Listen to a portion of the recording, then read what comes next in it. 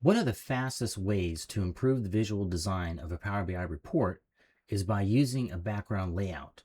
Instead of placing visuals randomly on a blank canvas, a background allows you to define structure, spacing, and visual hierarchy.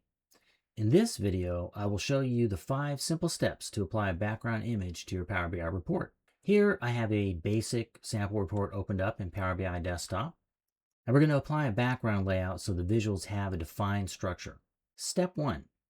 First, go to the Visualizations panel and click the icon called Format Your Report Page. This controls the formatting for the entire page. Step 2. Next, scroll down to Canvas Background and expand the selection.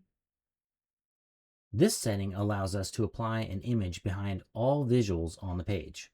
Step 3. Browse for an image. Select the background you want to use.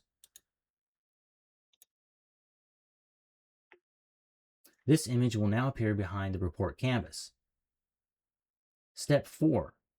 As you can see here, I already have it set to 0, but Power BI often will default to 100%.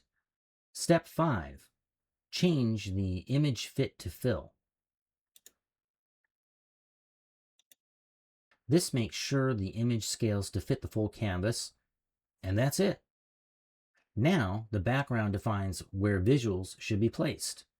This is the foundation of a well-designed Power BI report. You can now position visuals directly within the layout areas. As you can see in my image, I have these areas defined already, and my visuals just happen to fit right on top. There are a couple of design considerations to keep in mind when creating background images. First, the most common size is 1920 by 1080 pixels. This matches the default 16 by 9 canvas used by Power BI. If you look at canvas settings, you can see it right here.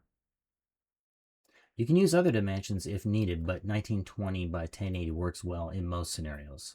Secondly, avoid using the wallpaper setting for layout backgrounds. Wallpaper resizes dynamically with the application window and browser. This can cause your layout to shift unexpectedly.